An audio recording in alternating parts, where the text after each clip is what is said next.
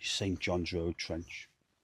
And this trench was where the Newfoundland Regiment would have waited in reserve for the call on the 1st of July,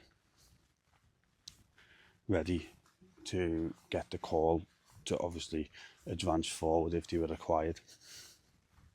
I've just spoke to one of the Canadian guards who works here, and she was saying, "Oh yeah, it was closed yesterday because it got flooded. So we've reopened it because it's fine now." So here we are, St John's Road Trench. So as you can see, goes along there, and the front line trenches are just in that direction. Okay. So yeah, so they would have waited here on the 1st of July 1916, waiting for the call. And God did they get that call. And, they answered it. And they took a hell of a lot of casualties in doing so. So I stand here at this memorial wall and monument. Okay. And the whole of this Newfoundland Memorial Park is in memory of those men from the Newfoundland part of Canada who served and gave so much in the fight for the British Empire. So these plaques on the wall, or these panels on the wall, are in memory of the men who lost their lives in the Great War but have no known grave. I'll read out what it says to you at the top. To the glory of God and in perpetual remembrance of those officers and men of the Newfoundland forces who gave their lives by land and sea in the Great War and who have no known grave. Let them give glory unto the Lord and declare his praise in the islands. Isaiah 42:12. What I really like is you've got these sort of panels to the side as well.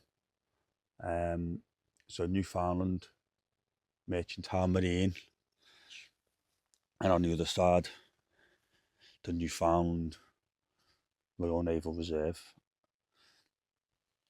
This is a beautiful spot. One of my favourite things about this entire place is how they've managed to preserve so much of the trench systems, etc. Like here, but also putting in these wonderful paths that enable, people to visit, people to able to come and see, and even those who've maybe got young children in prams, or people who maybe in wheelchairs, or not so great on their feet, can still come and have the same experience, and I think that's wonderful. So as you can see, wonderfully preserved, real time World War One trench. This is exactly the route the Newfoundland guys would have took to get from their St John's Road trench towards the frontline trenches, which is just a bit ahead of us there. And then obviously further into the distance and down into the valley is no man's land towards the German front line. The Canadians are really, really good at preserving these, and they do a great job, just like what the Commonwealth War Graves Commission do, in being able to give us the opportunity to walk in the footsteps of our ancestors and really show thanks to them for what they did for us. And you know, we can thankfully take this walk in peace. You know, we're not under shell fire, we're not under gunfire. You know, it's a completely different environment. So yeah, we have a lot to say thank you for. Where I'm standing now is on the path that runs directly in line with the British frontline trench. Okay, so that there was a British frontline trench. So out to the front, we'll spin the camera around out to the front there. You're looking into no man's land. You're looking towards the German front line. You know, and on the 1st of July, the men would have been ready to advance in this direction. So here we are at White Ravine Cemetery. White Ravine Cemetery gets its name from the shape of the landscape, shaped like a Y, so that's how it gets its name. And during the 1st of July attacks, if you can imagine, if I face the camera back in that direction, that's pointing back towards the British front line and no man's land. This area was heavily defended by the Germans because they could use the advantage of the high ground. So lots and lots of soldiers were decimated in trying to capture this land.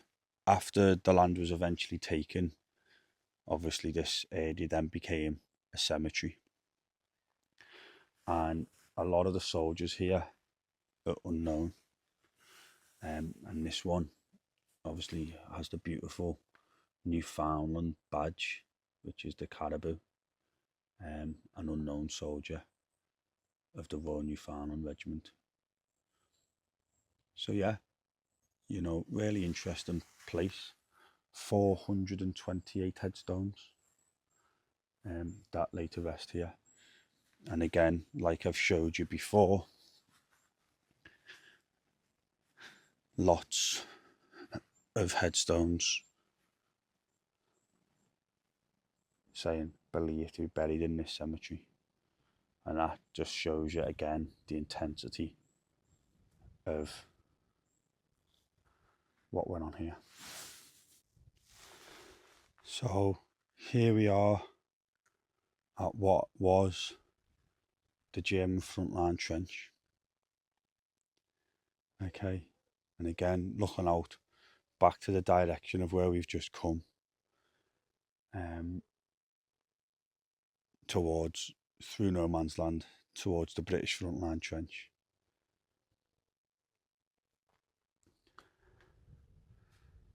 So the land here behind us would have been occupied by the German forces.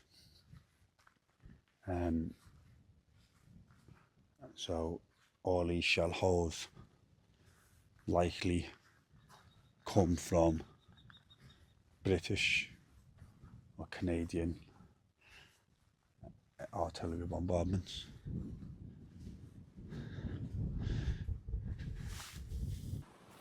Hello team, and welcome to Sayre Road Cemetery number 2.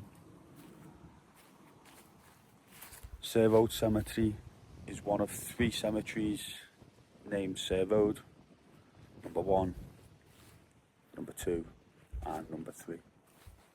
And if I just turn the camera in this direction, you may just be able to make out where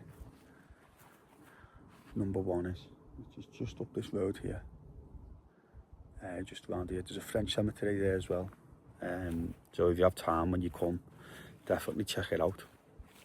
And they get the name simply from this road behind us. So in that direction is Sayre, This is the road to Ser. That's where they get the name from, Ser Road. Over 7,000 burials here. The biggest cemetery of the Commonwealth War Graves Commission on the entire Somme. And a hell of a lot of the casualties that are buried here died on the 1st of July 1916. As we know, the first day of the Battle of the Somme. The Battle of the Somme was supposed to be a walk in the park. The bombardment that happened prior to the men going over the top was supposed to have completely obliterated the Germans, and the men were told they would be able to essentially walk over no man's land into the German trenches and obviously progress. We now know that absolutely didn't happen. The Germans were really, really well dug in. They were really, really well defended. So the bombardment just did not have the desired effect. Oh, sorry, wasp or something just tried to fly me here. So it just didn't have the desired effect. So when the men went over the top, they were met with such an intense defence that they just weren't expecting. And places like here at Ser Road number 2 explain that. You know, they say a picture paints 1,000 words. I think I'm quite right in saying, you know, the picture that's painted by these incredible cemeteries paints 1,000,000 words. So yeah, here we are. We're going to spend a little bit of time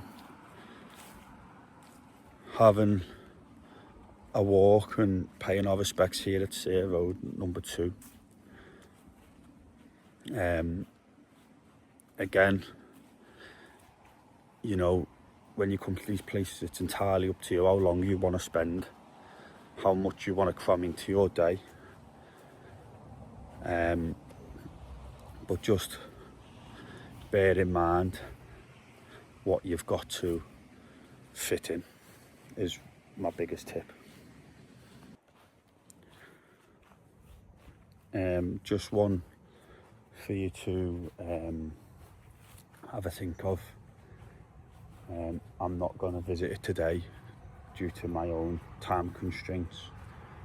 But if you do have the time when you're here at Ser Road, as I say, head to 1 and 3, number 1 and number 3 cemeteries as well. And at number 1 there's a headstone of a very, very young man. He goes by the name of Horace Iles, and he served here on the Somme on the 1st of July after enlisting into the army at just 14 years old. He was killed on the 1st of July and he's buried at Ser Road number 1 cemetery. Yeah, so quite an interesting story and one definitely worth checking out. There's a guy I follow on YouTube. I don't know him, I've never met him. His name's Rob and his channel is called History in Your Hand. A lot of the information that I've learned about Ser Road has come from some of his videos. So if you want to know a little bit more about people like Horace Iles, go and check his channel out. Tell them, remember with Simo sent you, and hopefully in time to come we might be able to meet up and do some stuff together. I'd love to meet Rob, he knows a hell of a lot, and it'd be interesting to sit down, have a cold pint and talk World War One. I'm literally right next door to Sayre Road number 2, and I'm here at this memorial cross of Valentine Braithwaite, who served as an officer in the Somerset Light Infantry. This stone, people might say, or this cross might say, why is it there? Why is it not in the cemetery itself, etc. I believe this was actually put here by his family because Lieutenant Braithwaite was killed in action here on the Somme, very, very close to where we are. We don't know exactly where, but it was believed to be very close to here. So his family have placed this stone in his memory. So as a Commonwealth War grave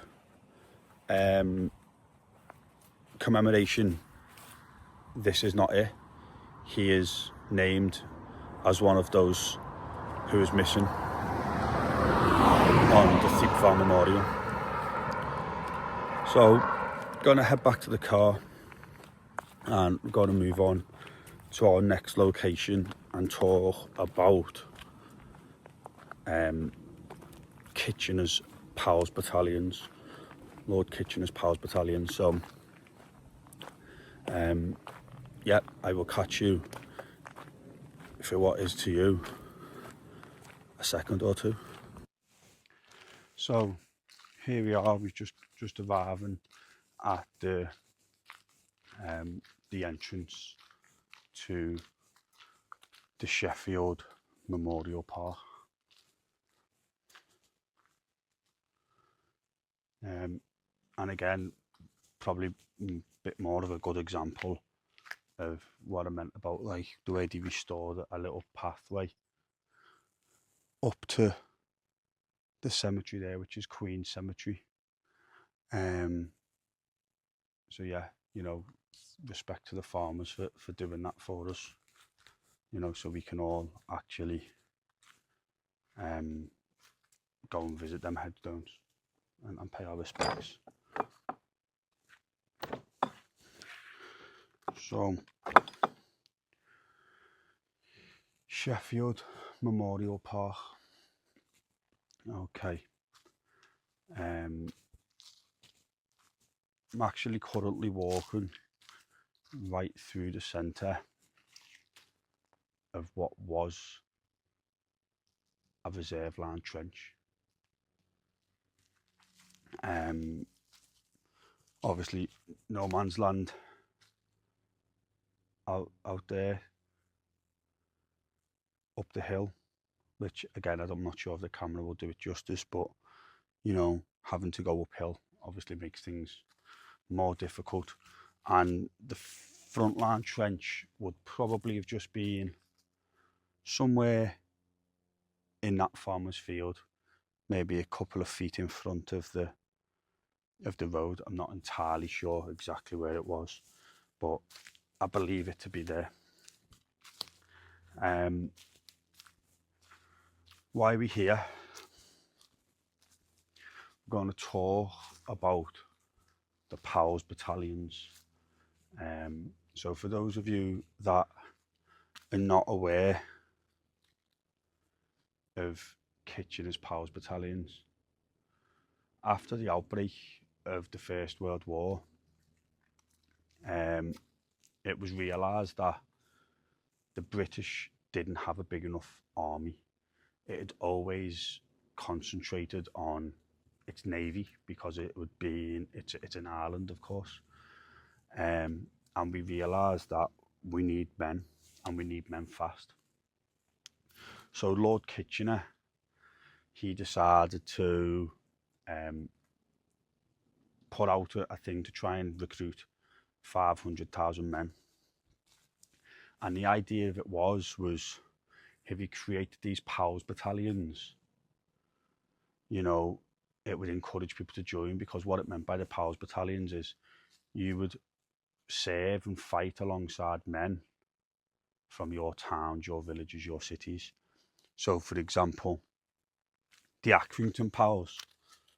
Okay, so if you were from Accrington, you would fight and you would serve with men from Accrington, people you probably worked with in the mines, in the pits, or the factory, or wherever where it was you worked. You probably worked with these people. You lived with these people, on your street, etc. And it sounded like a great idea, and in theory it was, because the uplift of the amount of people volunteering to join the war effort was massive. But there was a massive downside, and the downside to that really become apparent on the 1st of July 1916, here on the battlefields of the Somme. Dedicated to the memory of all members of the Accrington Powers, so many of whom fell here during the attack on Serre, 1st of July 1916, in the opening phase of the Battle of the Somme. Their name liveth forevermore. And that was exactly the reality of what happened. They essentially joined up together, trained together, fought together, and unfortunately died together. So what would happen is, if you could imagine, you're in one of these POWs battalions, the Sheffield POWs, the Accrington POWs, the Bradford POWs, the Liverpool POWs, the Manchester POWs, and many, many more battalions of POWs.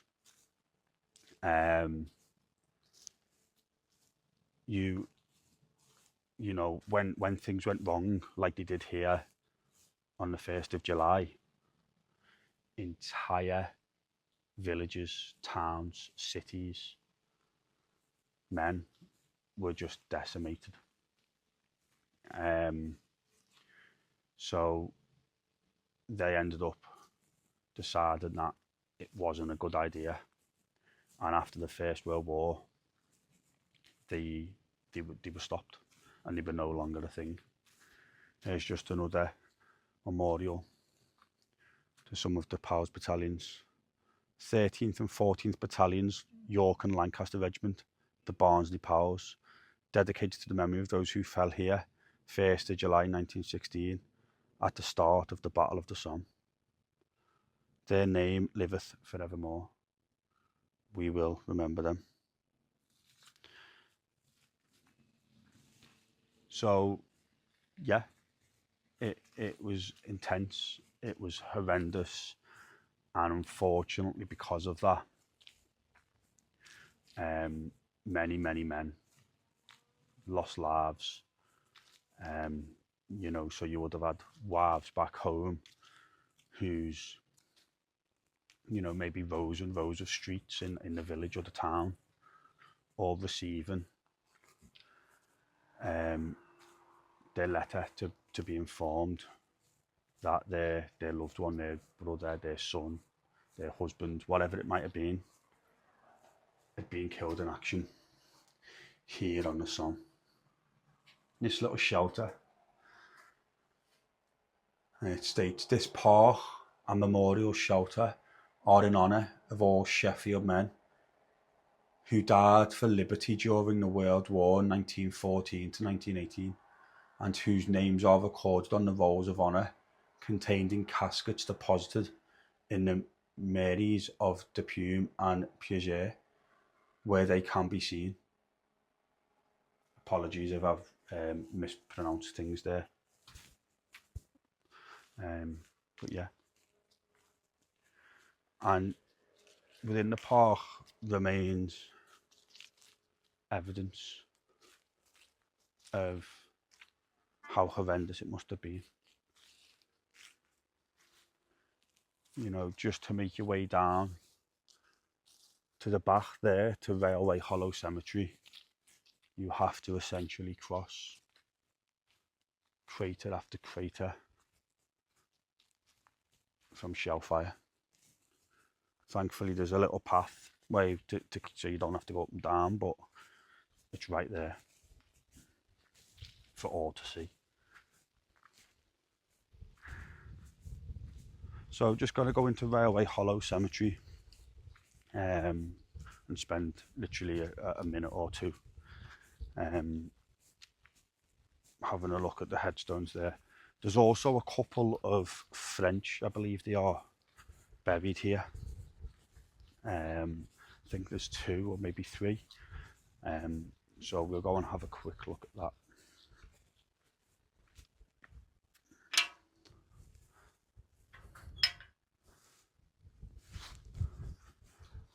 Yeah, 2. I can see them now.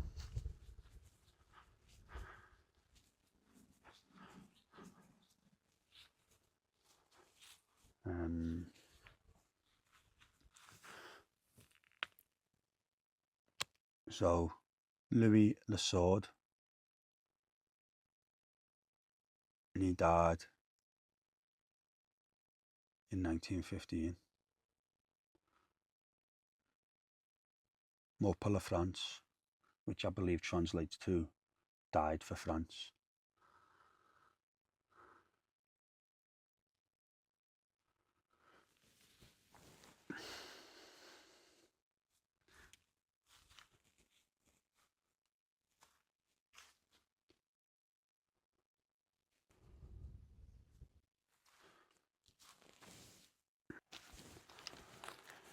So we're just going to walk up to Queen Cemetery very quickly. So if you could imagine, you've been around here in your frontline trench with all your mates, all your pals from your town, your village, and then you get the signal to go over the top, and you over the top. The intensity of the fire coming in the other direction is horrendous. You're going uphill, it's muddy, your equipment's heavy, you're tired, you're wet potentially, and you're trying to make as much ground as you possibly can. Every time you look left and right, you're seeing people who you know, people who you've lived with, trained with, worked with, dropping around you. Absolutely horrendous. And Queen Cemetery is known to be pretty much about as far as the majority of the men got in terms of making progress into no man's land. Obviously there will be situations where, you know, soldiers made it further up the hill, but the vast majority of them in sort of this area will have not made much more progress than this. And if we look back, how far is it? Maybe, I would say no more than 200 meters, if that. So yeah, really, really somber place. And here's the headstones of those men that paid the ultimate price for our freedoms.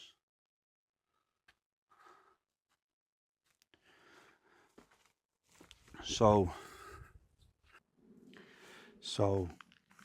I promised to speak more about the Royal Engineers tunnelling companies, and the reason why I didn't want to go into too much detail was because I knew this visit was coming up. So some of you may know where I am, some of you may be able to have guessed. I am here at the Loch Nagar mine crater. So what's that got to do with tunneling companies? So in preparation for the 1st of July assault on the Battle of the Somme. The British tunnelled numerous mines. They did that by obviously digging underground, tunnelling and placing massive amounts of explosive under German strongholds. And the Germans did this too. The Germans tunnelled too. And there's stories of, you know, the tunnellers hearing sounds and having to stop because they were worried that they were going to come across, you know, enemy tunnellers. And there's stories that potentially these tunnels were literally feet apart, you know, two enemies trying the same tactics and only feet apart. So yeah, so they dug these tunnels, and once they got to the location that they thought was where they wanted the explosion to happen, they would plant their charges, massive amounts of charge, and then when they were given the command to, they would detonate that charge. Sounds pretty simple. In theory it is, but the conditions and the struggle that these tunnellers, these Royal Engineers would have had to go through and able to succeed is absolutely massive. Living underground for weeks on end, digging with minimal amount of equipment, having to be as quiet as physically possible to avoid detection. So yeah, it absolutely wasn't simple. So on the 1st of July, at around, well, not around, at 7:28 a.m, this crater and other craters across the Somme were detonated. And the design of that was to obliterate German strongholds and bunkers, underground bunkers and dugouts, before the infantry offensive took place at 7:30. It is believed that at the time, the noise from the detonation of this crater was the loudest man-made sound to have ever existed. And it is the largest man-made crater on the Western Front. And as you can see, it's huge.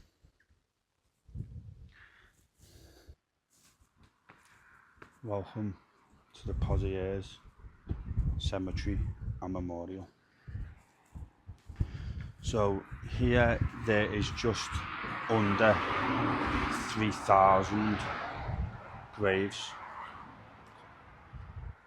and on the walls surrounding it is the memorial to those missing soldiers with no known grave, but not from the Battle of the Somme,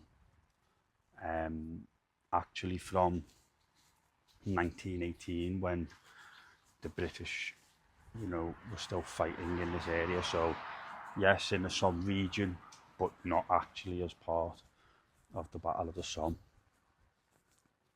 So there's just over 14,000 names listed on the panels that surround the Pozieres British Cemetery. And what's really cool, and it's not just here that they do this, they do it at a lot of cemeteries, is the Commonwealth War Graves, if they have the information, will share the story of the soldier that they're talking about. So, for example, this one is Stuart Cox, and this is his story. And as you can see here, it says, "Thanks to John Pratt and Noonan's Mayfair Limited." So what you will probably find is they're the people who gave the Commonwealth War Graves the information for them to be able to share the story next to that individual's grave. This is probably the last Commonwealth Cemetery, Commonwealth War Graves Commission Cemetery that you're going to come to as part of this tour with me. Unless you find spare time in your own itinerary where you want to pop to more and spend, you know, a little bit more time. Of course, if you know of a relative or somebody, you know, who is maybe close to you in terms of relation, a great-great-granddad, a great-uncle, I don't know, but anybody that you would like to actually commemorate, and you know their details and you know where they are, whether that's their headstone or the memorial to the missing that they're commemorated on, then of course you're going to want to go to there and spend more time there than you know what most people would, because it's personal to you, and that's absolutely fine, and that's absolutely what you should do. So I promised you yesterday that once we got onto the Somme, I would tell you the story about the wording of "Their name liveth forevermore," and also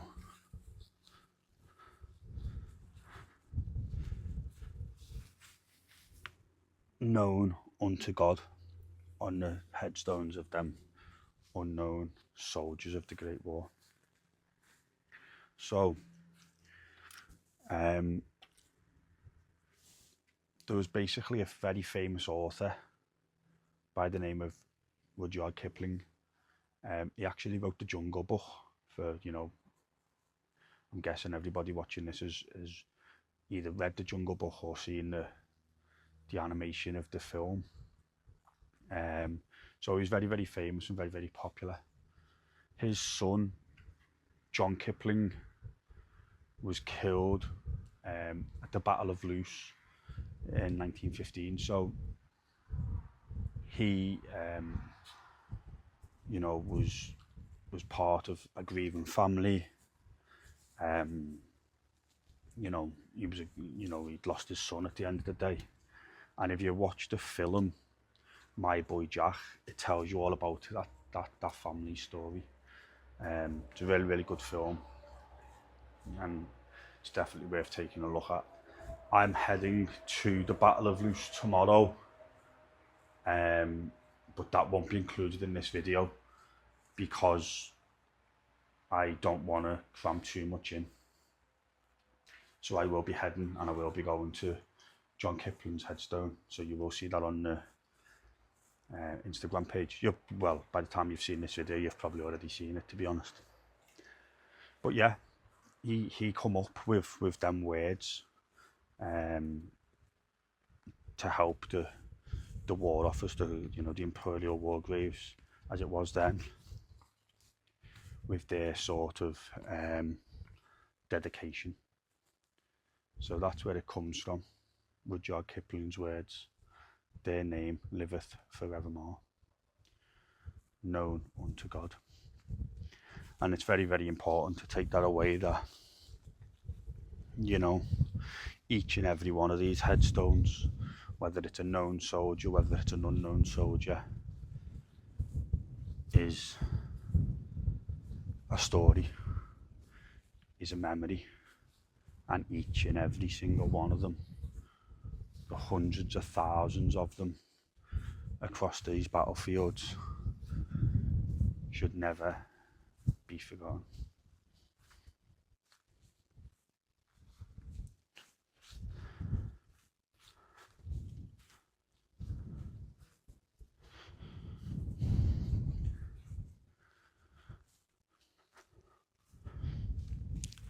So I said to you about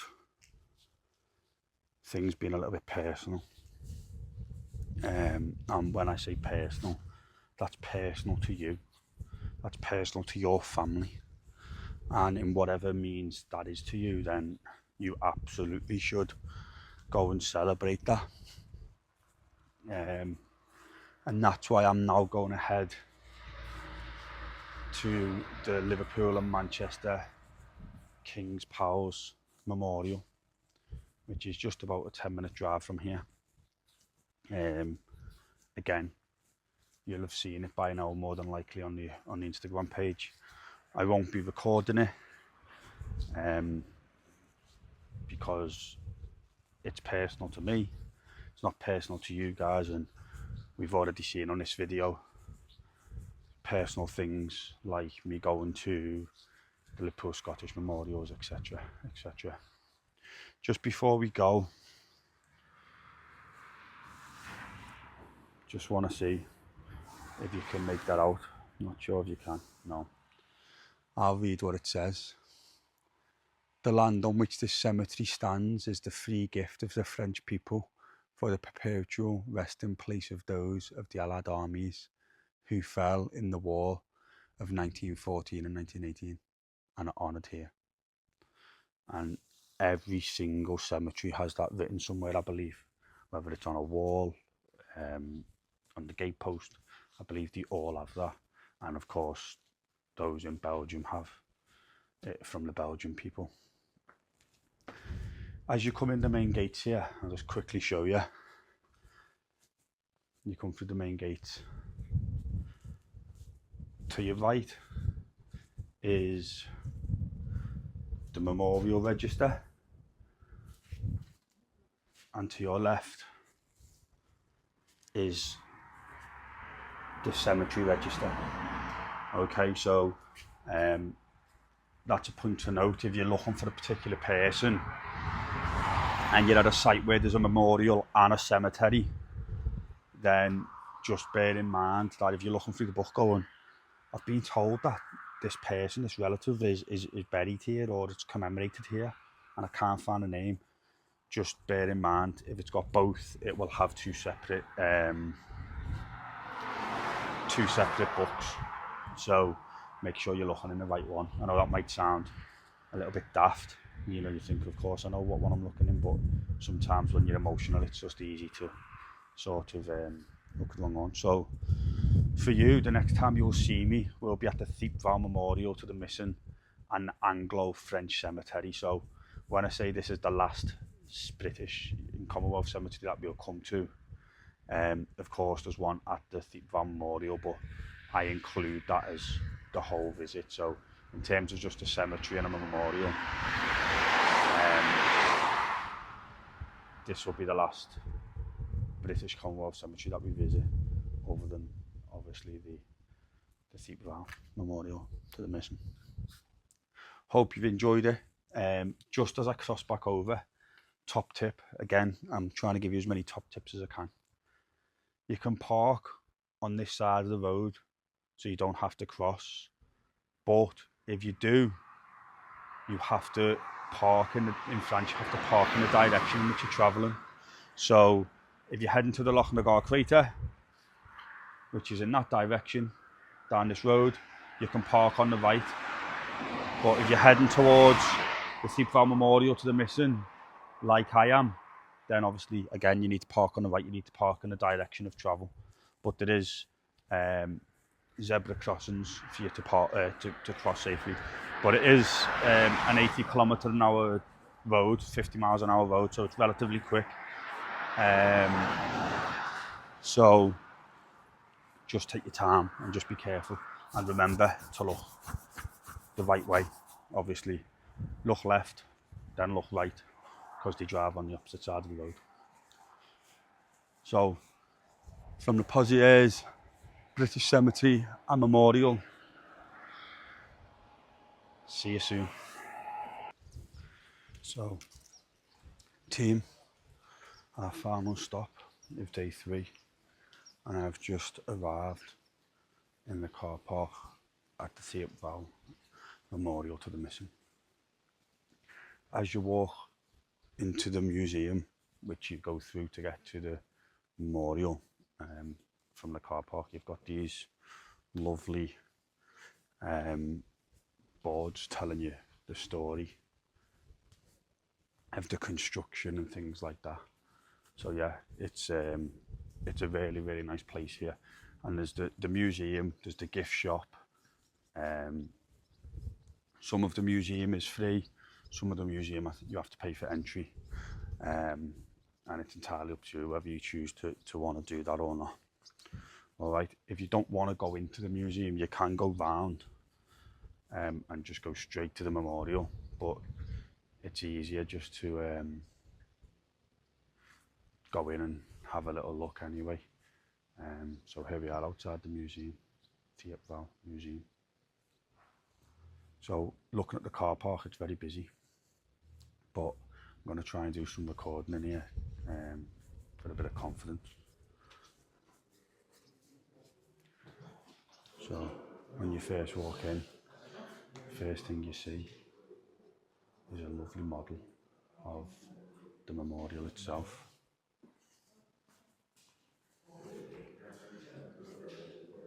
Then you have this element of the museum, which you can walk around. It's only a small element.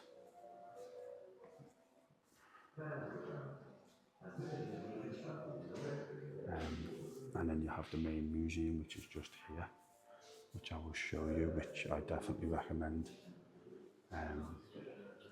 going to. Take my sunglasses off. Yeah, so this is the entrance, the museum. You pay at the desk, you get your ticket or your entrance pass, and then in you go. At the other side of the desk is where the gift shop is. So yeah.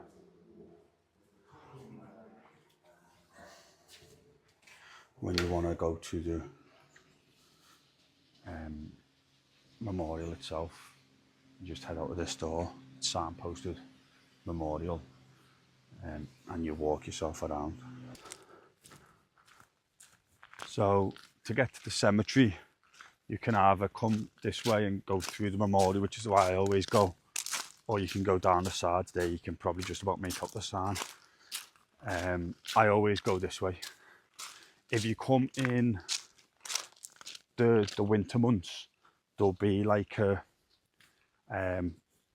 temporary like sort of walkway built here to try and preserve the grass. So if you do come in the winter, then when that's in place, please use it. So as we get up to the memorial, I'll explain a little bit about it. As I say, 72,000 names are listed on this memorial, and it's purely for the Battle of the Somme. It was selected to be here at Thiepval because of its height, because of the way Thiepval is quite high on the ridge. So from various different parts of the battlefield, you can see it. And as you can see, like I mentioned before, memorial register, and there's another one there. As you can imagine, 72,000 names is a hell of a lot of names to cram in. So all these panels are filled exactly in the same way that they are on the Menin Gate. What I do want to show you is these wreaths. So they're different names of towns that were fought on as part of the overall Battle of the Somme. So obviously the Somme being a river, and that's where the name comes from, and very, very many different towns and villages that made up the sort of Somme region, if you like. There's people here paying their own respects. So I don't want to make too much noise, so try and be as quiet as I possibly can. Always interests me. You know, no relation as far as I'm aware, but there's a J Simpson. You know, yeah, there'll be hundreds, thousands of Simpsons, thousands of people with your surname. That will be commemorated somewhere on the Western Front.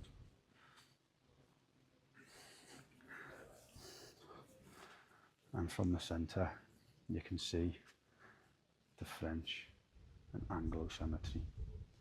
Okay, so we're going to head down there now.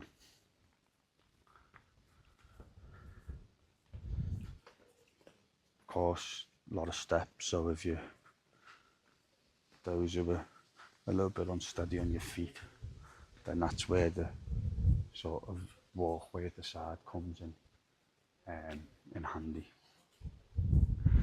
As we go down the steps, just on the front here is where the cemetery register sits, just in there. So yeah, so if you're looking for someone who's buried here, then that's where you will find their details. So as you come down to it, British on the right, French on the left. And I believe there's exactly 300 of each, 300 French and 300 British gravestones. And that was purposely selected in a way that, you know, equal amount of commemorations. I take you down to the cross of sacrifice, which sits at the bottom. And there's something that's written on there, which is quite nice. That's not on all of them, if that makes sense. So as you're driving in, depending on which way you've come from, you can, you know, if you come from this way, you can see, as you're coming down the road, you can see the memorial from quite a distance because it's so high, and the way the land, it looks down into the valley. So it is pretty cool. And it's definitely worth somewhere to come. This is my daughter Mia, this is her favourite place to either come and visit or to just even talk about. She talks about it quite a lot in school with her teachers. So yeah, 1914, 1918 is etched on the cross of sacrifice. But here's the bit that I like. I don't know if you can make that out because of the sun. Let's see if we can get it from a better angle. I think it's in French on this side. Yeah, it's in French on this side because this is the French side of the cemetery. So I'll try and get it from a better angle on this side. The British side. So that the world may remember the common sacrifice of the 2.5 million dead here have been laid side by side, soldiers of France and of the British Empire in eternal comradeship. To me, that puts it into perspective of what the entire war was all about.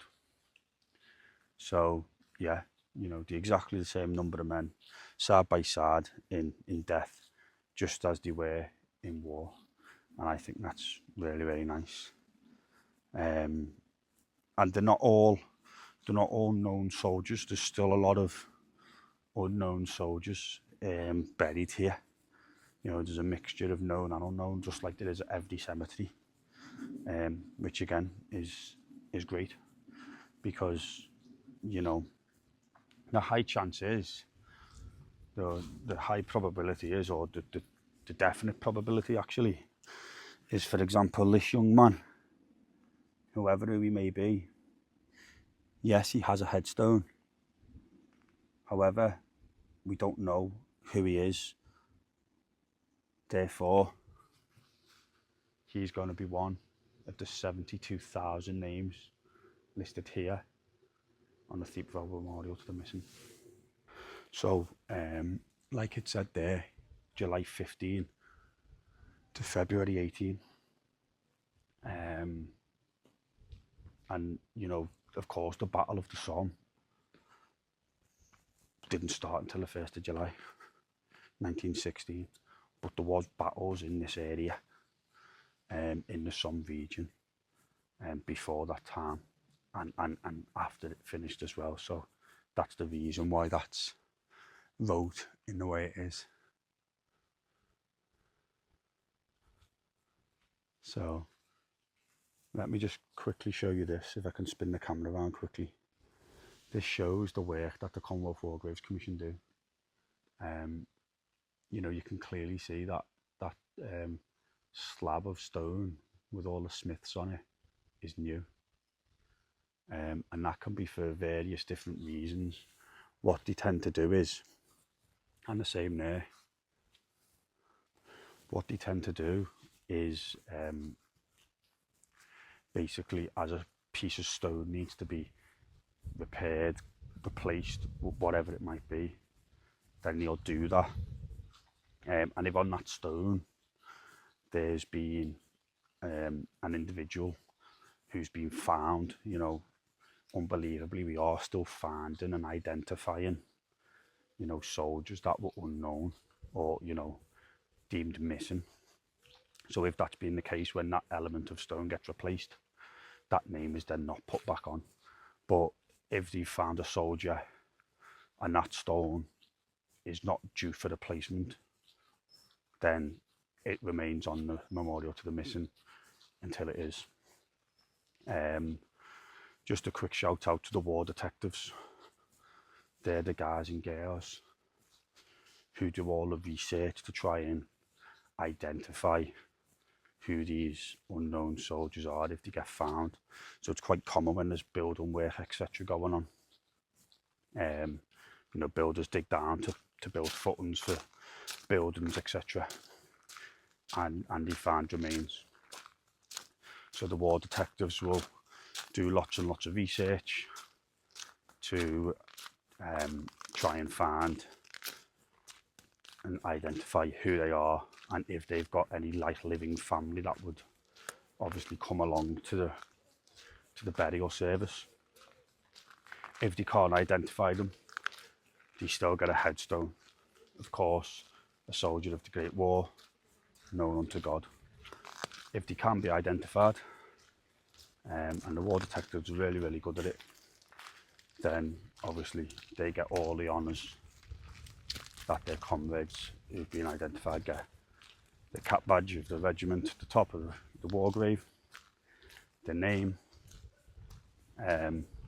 date of death if they can work it out, and again, if they've got a family member who the war detectives can track down, they get the opportunity to put their personal inscription at the bottom below the cross or the Star of David, depending on obviously if they can identify the individual's religion.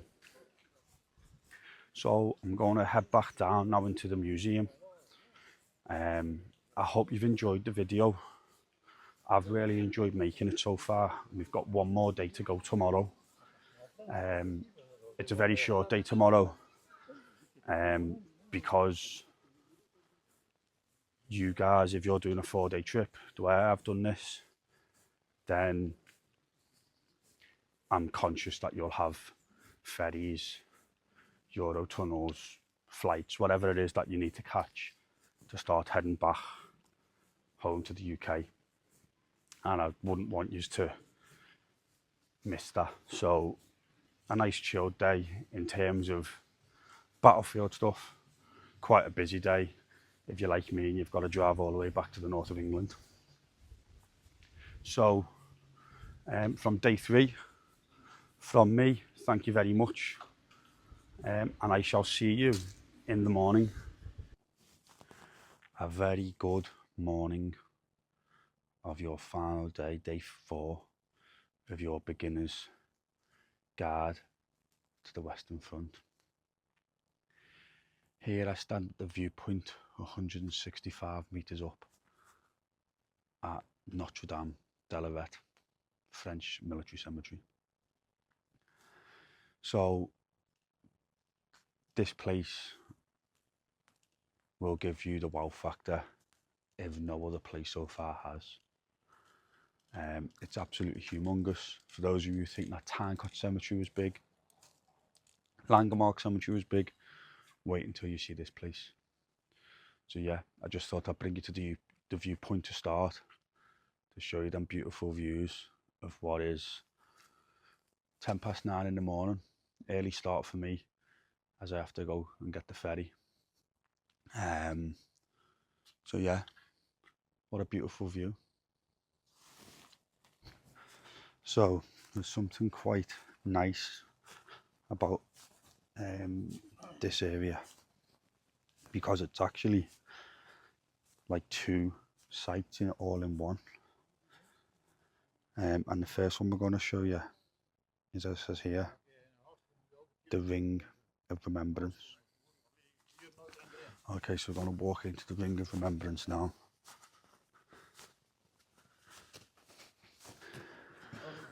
And as it says here, these plaques read peace in all different languages.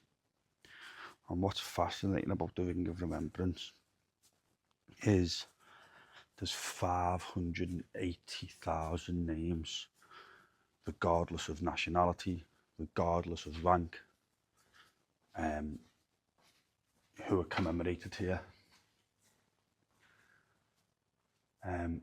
of soldiers who fell during the Great War, all listed in alphabetical order from A all the way around. Sorry about the sun.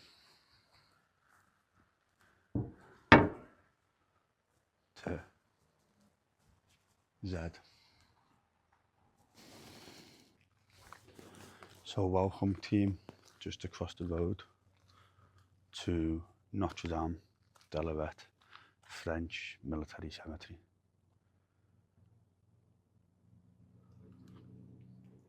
Look at the sheer scale of this place.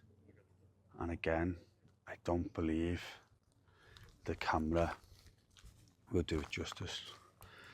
This is the final resting place of over 30,000 Frenchmen from the Great War, and it's the largest cemetery,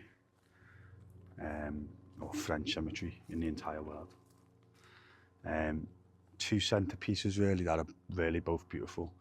There's this lighting tower which is over 50 meters high, and that's designed to act as the light overlooking the dead of France.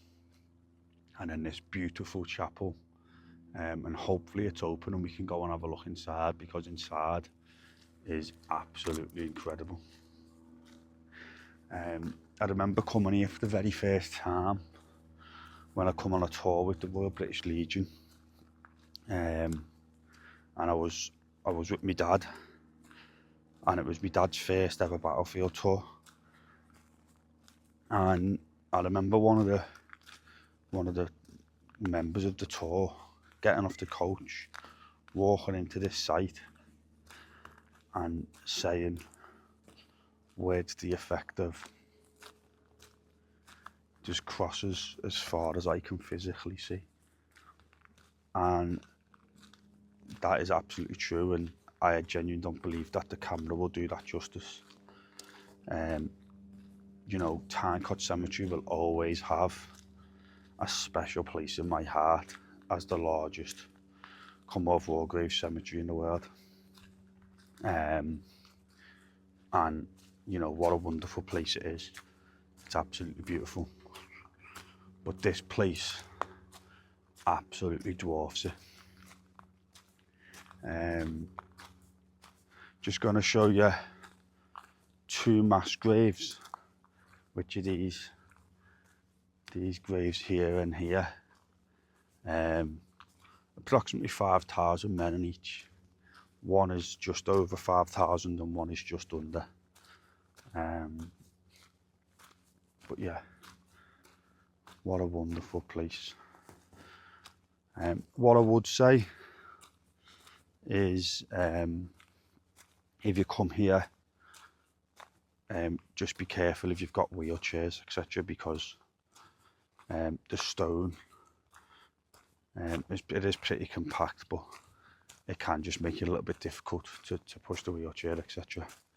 As you can see there, someone's been pushing a pram or a wheelchair or whatever it might have been, and it just digs in a little bit, so just be careful of that. Yeah, what I love, or is just how unified and uniform all these headstones are. And it's the same with the British, and it's the same with most nationalities of war graves I've ever visited. But look how unified they are.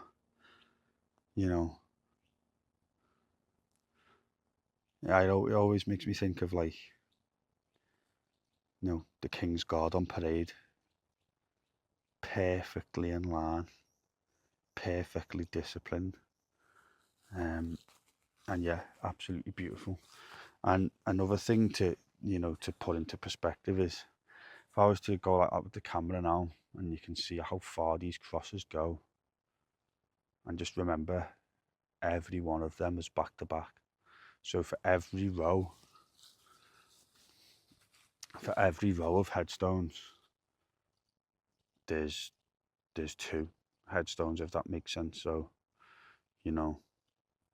that just shows the sheer scale of this entire place.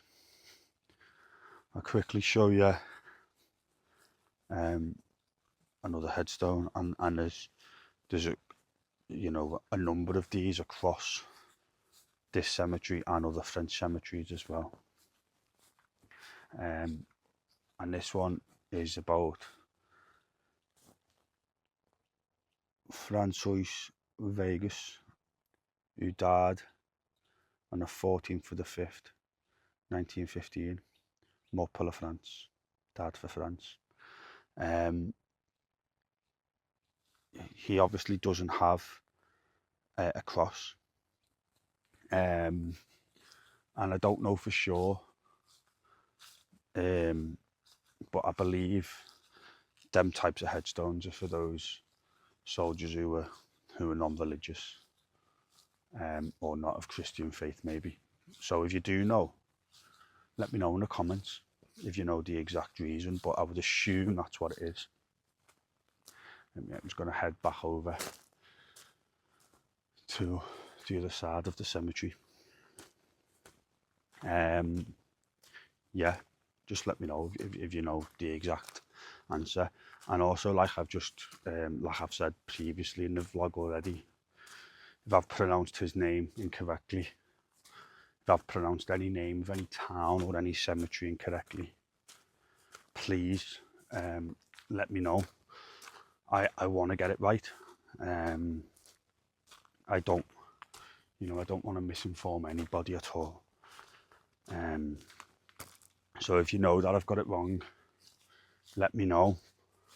If you can, I'm not sure if you're allowed to or if it's possible, send me a voice note on the Instagram page of how it's correctly pronounced. And I will obviously do my best to try to pronounce it correctly going forward. So yeah, head over to the other side now, and hopefully the chapel's open and I can show you inside the chapel.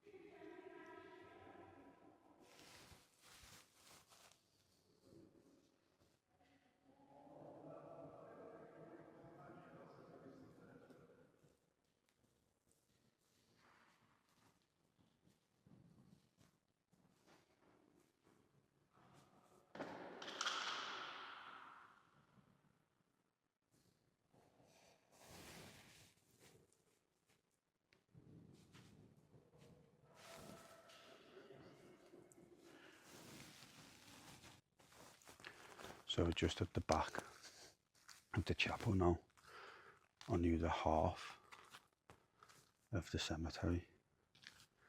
The chapel was open last time I was here, and I had a look around, and it's been open a couple of times when I've been here. The tower's never been open before, so I assume that it's because it's Sunday morning, and they're about to, you know, celebrate mass together, you know, within the chapel. I would assume that's what it is. The staff were really helpful. The times I've been before, there's not been any staff.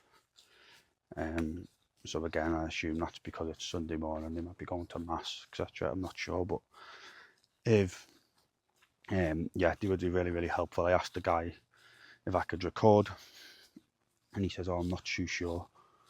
He asked his colleague, and he says, "Oh yeah, that's absolutely fine, no problem at all." And he asked me where I come from and things like that. So yeah, just had a quick 2-minute conversation with them, and their English was great, in fairness to them, a lot better than my French, when I can basically say hello, goodbye and thank you. Yeah, so what a wonderful experience.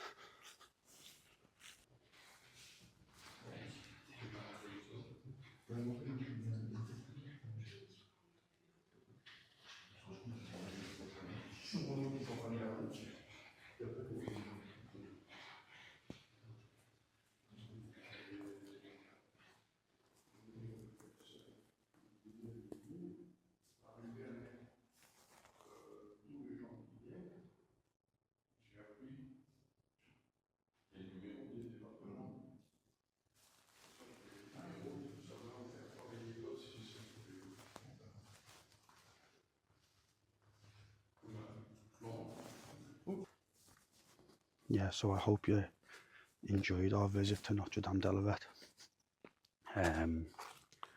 I certainly did. Having that experience, that, you know, I've been here so many times before and never been able to have that experience. Quite moving, really. The way the staff are standing guard on them coffins and things like that, it's absolutely fantastic. So yeah, big thanks to them for allowing me to do that. As always ask for permission if you're going to film or take photography, and turn your flash off on your camera if you're going to take photography is you know, the advice I would give you. But the main one is to make sure you ask, and I hope that if you guys do visit here, that you get that experience as well, because I know I've said it time and time before, on camera it just doesn't do it justice. You know, but I'm grateful that I can bring these videos to you for those people that, you know, won't have the ability to come here. So yeah, on to the next one. Welcome back, team, to what will be your final stop on your Western Front tour. And welcome to Vimy Ridge Memorial Park. Obviously the monument is behind me, and that monument commemorates 60,000 Canadians who died on the Western Front and have no known grave. There's actually over 11,000 names actually on the memorial itself, which when we get down there, I'll show you a little bit more in detail. Very similar in the way the Canadians sort of honour their war dead. You think back to when we were in Newfoundland Memorial Park, you know, and the way the Canadians honour their dead. You know, everything's preserved immaculately. The battlefields are still active in terms of, you know, they have these, you know, fences where the shell holes are and things like that, because there will still be live munitions out there. And they clear the area in terms of what you can walk and the parts in which, you know, are accessible to the public. If you can see behind me, you see that big gap in the trees, and on both sides of the memorial, that's done purposely so this memorial can be viewed. So people who are travelling up like to the A26 motorway and stuff, you will have an opportunity and you will be able to see the memorial from the motorway if you look at the right time. A little bit more difficult if you're driving, but if you've got someone driving for you and they know exactly where it is, coach drivers and things tend to be able to tell you on their address system, or if you just look to your left or to your right, then you'll see the Vimy Ridge Memorial. Such a wonderful place, and the memorial is absolutely massive. And again, sacred land of Canada. Can't remember if I actually mentioned it in the video of Beaumont Hamel at Newfoundland Memorial Park, but the Canadians actually send staff. They're both English and French speaking staff, because obviously Canada, you know, has both languages as well. Certain areas of Canada they speak French, certain areas of Canada they speak English, and they come here on like a rotational basis as guards for the Canadian Veterans Affairs Association, I think it's called. Essentially the government, and they work here as guards, and they run the memorials, they work in the visitor centres, etc. And like I was just explaining to you before, here's just some of the names inscribed on the memorial itself, and if we were to walk around, you would see that.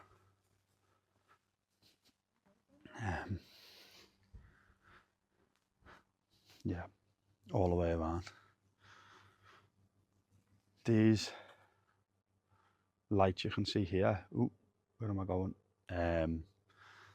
They're for when they light it up at night and things like that, or if they do an event, some sort of memorial event, then they use them.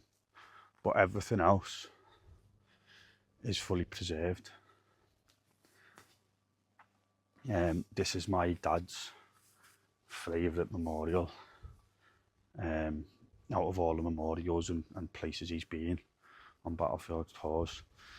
You know, he describes it as, it gives him the wow factor more than anything else, and it is such a huge and wonderful place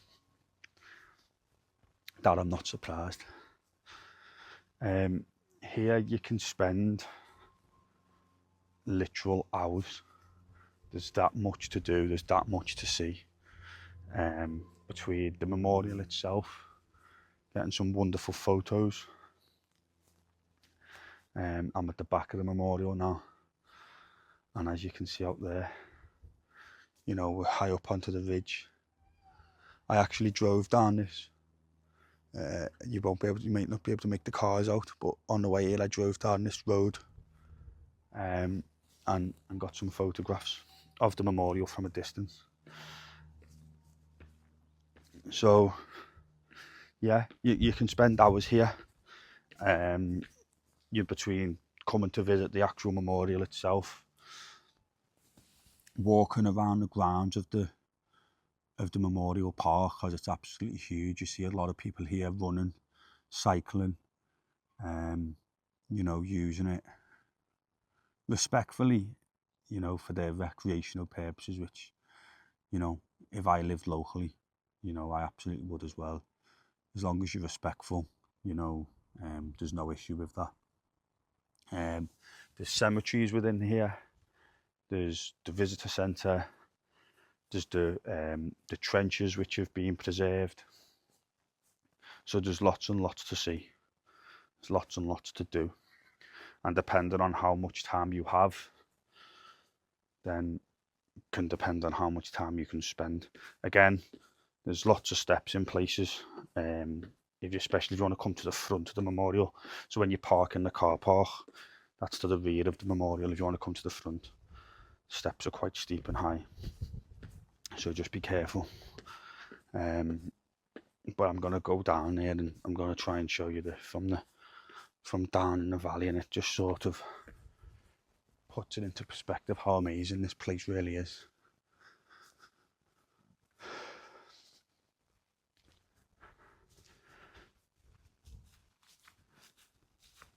The reason why I selected Vimage as your sort of last stop, and don't get me wrong, if you have more time and you want to go and look at other sites in the area, there's plenty of cemeteries and monuments and things, excuse me, and you certainly can.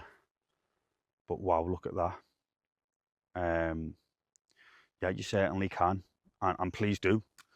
You absolutely should if you have the time. But the reason why I selected Vimy Ridge is basically because I'm assuming you're going back towards Calais to get your ferry or your train, Tunnel La Manche, tunnel under the sea for the train.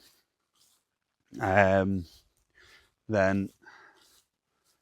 you can really, really easily jump straight onto the A26 and head to Calais. So it's a good place to stop. And you have plenty of facilities here.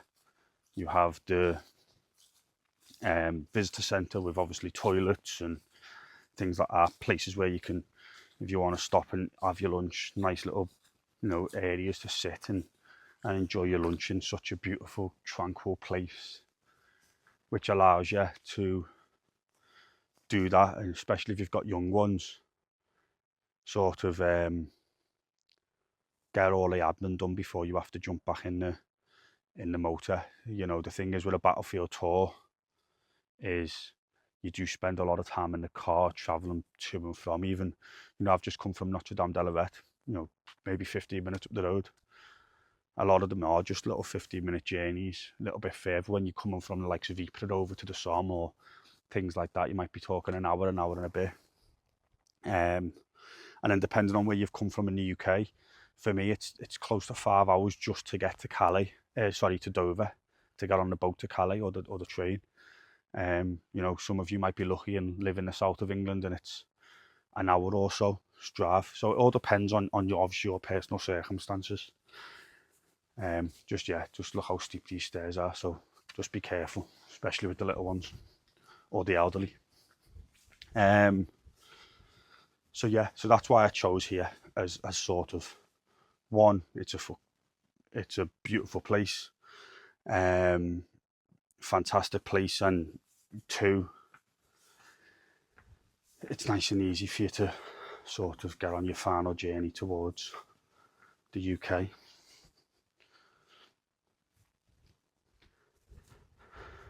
Yeah, so when the weather's nice like this, it's wonderful to be able to actually just walk around. So car park's just over there for the memorial, and there's a car park at the visitor centre, and there's car parks dotted around the site. When the weather's nice like it is today, if you're able to, then park your car at the visitor centre or the memorial, whatever you choose, and just walk. It's beautiful. It's really, really beautiful. So I'm going to walk around today get some footage of the different parts of the site before I finish the vlog for what has been an amazing 4-day trip. Just as we're walking back from the memorial, I think it's important to state, you know, thousands and thousands of Canadians made the pilgrimage over to France for the unveiling of this memorial, and they still continue to do so now, you know, many years later. It's a sacred part, and thousands and thousands of men lay at rest, either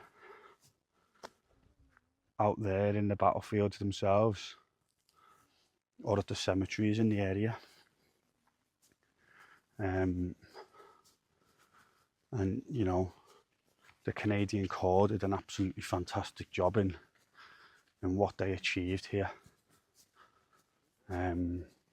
So yeah, a big well done to the preservation of this site, and a lot of the Canadian sites they are quite special, and they do take a lot of care into how they do it.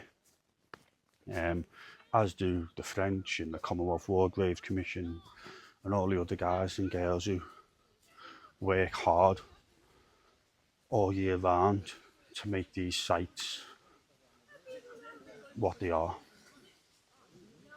So yeah, big thank you to them.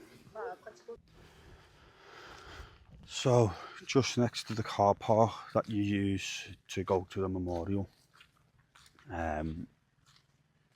we have the Vimy Foundation Centennial Park. This was opened in November 2018. Of course, the centenary of the end of the First World War. So I'm just going to have a quick walk around this now.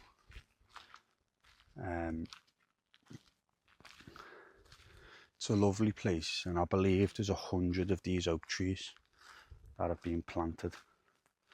You know, and in another 100 years' time, they'll probably look something similar to what's just further to the back there, you know, which is wonderful. And obviously, it overlooks the memorial itself, which is lovely. So yeah, it's just a nice little pathway that you can have a walk around, plenty of benches to sit down, and the bugler statue here, you know, playing what I would assume would be the last post. You know, they shall grow not old, as we that are left grow old. Age shall not weary them, nor the years condemn. At the going down of the sun, and in the morning, we will remember them. And of course, very famous saying, one that shall hopefully be said over and over again for hundreds of more years to come, because we shall never ever forget the sacrifice of all our service personnel, from the Great War and any war or conflict that's followed.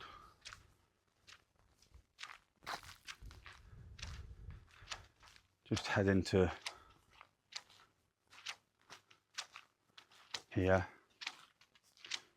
and again, similar to what I was showing you at Passchendaele, you walk through the Canadian Gate, and if you walk round with the Canadian flag just flying high there, that's the noise you can hear as the flag, you know, thing. You walk around the path, what I'm walking on now, and you get to the gate of France.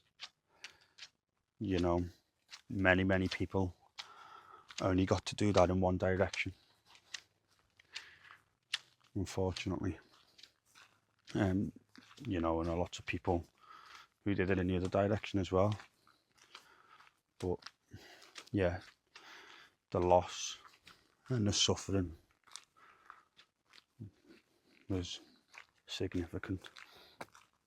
I've just been reading a plaque at the start of the entrance to this centenary park, and it mentioned a guy who owned a department store in Canada called Eaton's, and it was saying, you know, he massively supported the Canadian war effort in numerous ways. You know, he donated a hell of a lot of money in terms of making, you know, armaments like tanks and things. But he also, of his employers that were sent to fight, you know, if they were married, they were paid their full salary during the war. If they were unmarried, they would get half of their salary. You know, obviously married men got more in order to support their families or whatever back home. And he was actually knighted because of this, which is really cool. And just coming to the centre of this wonderful little park, and show you this. So it's just a bench that runs round in a circle. And there's Stephen Cretier and Stephanie Mallory Peace Circle. Again, hope I pronounced them names right. You know, and you can just sit here if you wish and, you know, look out towards the memorial, reflect on many different things, on life, on peace on earth as it is today. You know, and unfortunately we still don't quite have peace on earth, do we? But thankfully, from a British perspective, you know, we're not actively engaged in a war at the moment. And hopefully we never will be. I am not fully convinced that that wish is going to become true, but we can hope, I suppose, and we can continue to hope for peace on earth with the stuff that's going on in the world right now. Yeah. So I'm nearly around the centenary park now, nearly finished. The sort of loop that I've taken. So there's one last little bit I'd like to show you. And although I knew this was here, it's the first time I've actually took the time to walk around it and to take it in. So yeah, again, you know, many times I've been here and I've been so rushed that it's been a quick look up to the memorial.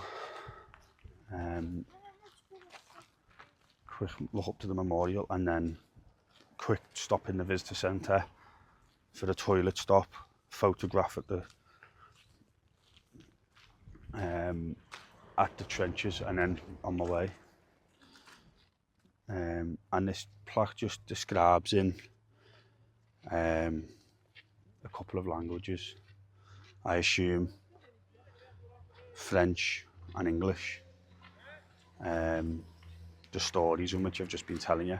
So there's the story of the Eaton family. You know, and you know, this walkway, what was actually called the Eaton Family Walkway, which is quite nice. So yeah, it just tells you this. These plaques just tell you the story of what we've basically just spoken about. And at the end, there's a map of the park. You know, and again, if you hopefully the camera picked it up good enough, where if you want to take the time to read them individually, then just pause the video in the elements that you need to do so. So yeah, that's the centenary part of the Vimy Foundation.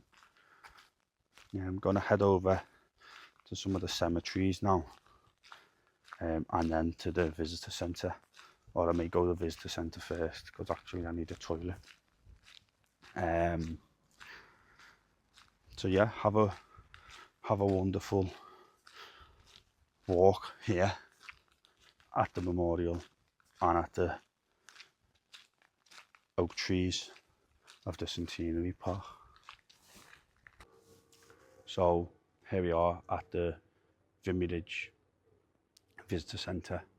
Again, I've just spoken to the staff about filming inside, and I've been given permission to do so, but they just asked that we keep anybody else out of the film, which we all do our best to do. So as we go in to the doors, I will just quickly show you around the wonderful things that they have here to offer. This is one of my favourite things. And I know you've seen one of the Menengate, but I think the Lego sets are absolutely fantastic. And as you walk around, you know, they have these things where you can pick these up and listen to the story of the individual people that's there. Just like most sort of visitor centres and museums, screens with different languages so you can understand them. Books, artefacts, and different things. So again, you can spend as much or as little time as you like in these places, to, you know, to try and understand the story a little bit more.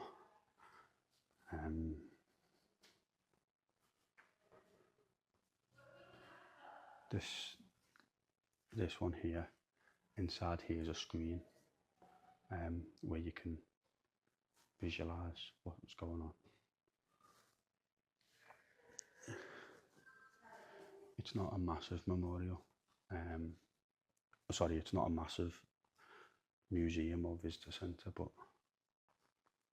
it is really, really cool, and it's definitely worth having a look. This tells you the story of the monument itself. You know, how the guys built it, how the stone was carved, and a bit of stone.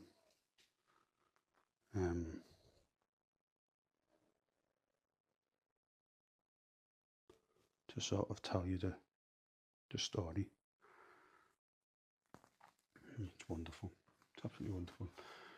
Obviously, it'll be better for you guys if you can come in person, and you can actually take the time to, you know, read the panels, listen to the audios, and even speak to the guards that work here. They say they're really, really good, really knowledgeable, and they take so much care and passion in what they do.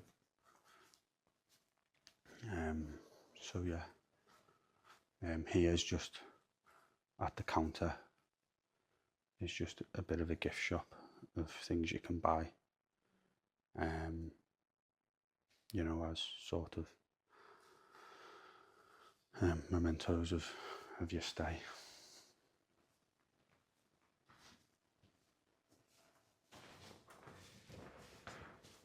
on this side is where you've got some toilets and a little bit more of an information board of different things and different memorials, some of which obviously you may not have physically visited, some of which you will have visited.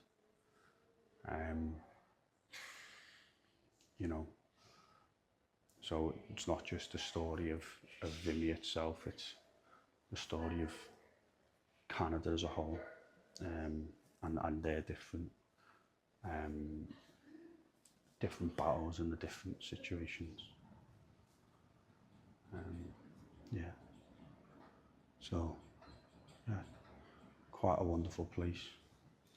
I'll take you outside in a moment and show you the preserved trenches and stuff, and they're just the back of the visitor centre. So I will take you out there in a moment and we can see them.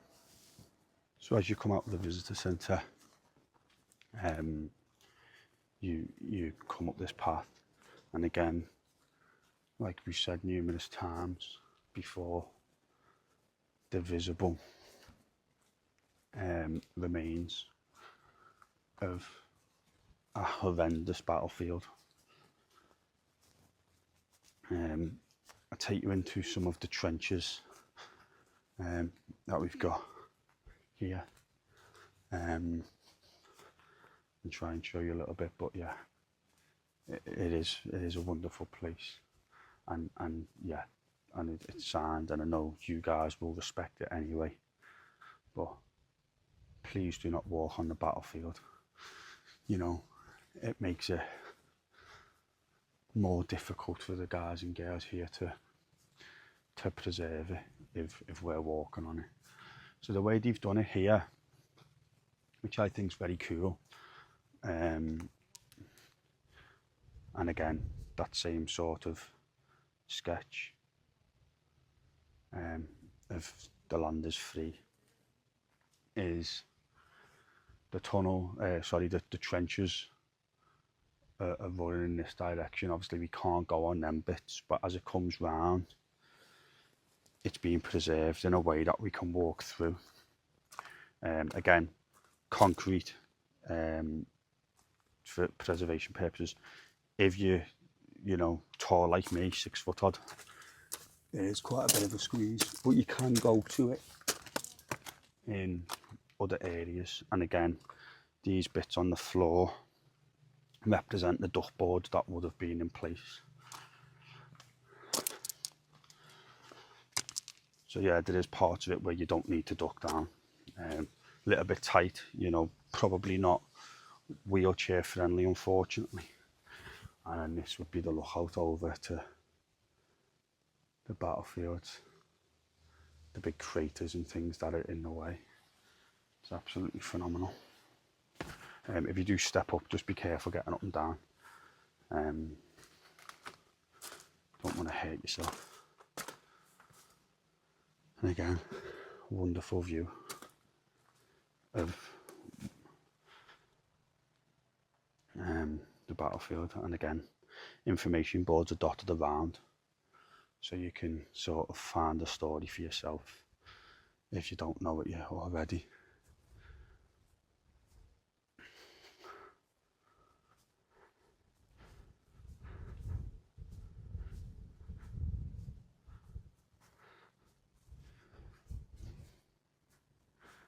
It is really, really quite phenomenal.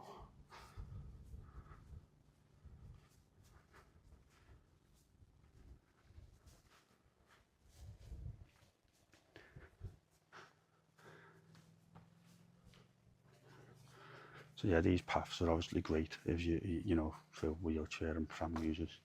So you can still actually walk around the battle sites and see inside the tunnels. And this is a German observation post. That's in there, and you can, if you want to, go down into it. When I bring the kids always go in. I'm not going to go in, but yeah, it is in there. and just more preserved trenches. And you can walk yourself around and see them. So yeah, it's a wonderful place, and you know, the kids absolutely love it here. You know, because it feels a little bit real for them, doesn't it, when they're looking out into the battlefields and things, you know, and it's easier to tell them the story of the suffering when they're physically stood in the trenches of, you know, the Great War, where the men, you know, lived and died. And as I was saying before, for those of you that are unable to get down the steps and things into the actual trench, if you stick to the paths, you will still get, you know, you still get a good view of what's inside, and be able to see the kids, etc. If you've brought them along, you can get photographs and whatever else it is you want to do. So team, our final part of the video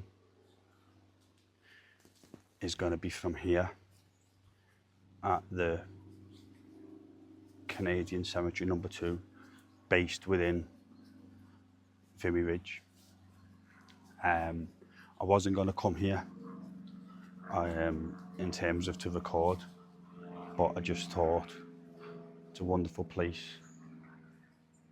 to just say thank you very, very much for watching.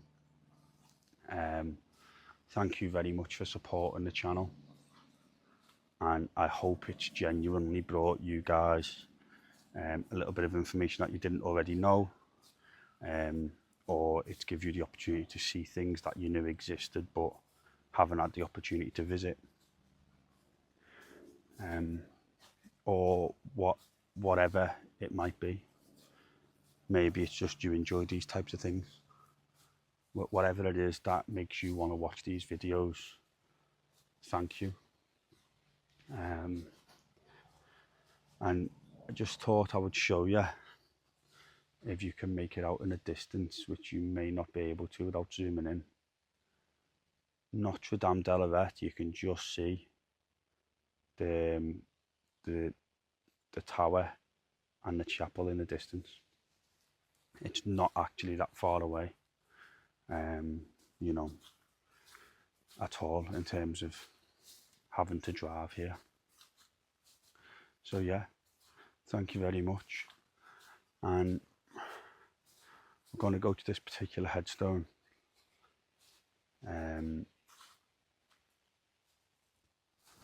To end the vlog.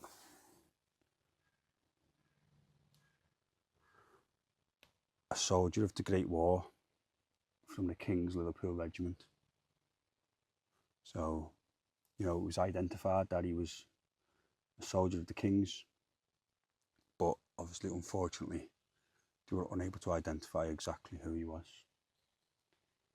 And I think a wonderful way to end this vlog would be to say, their name liveth forevermore.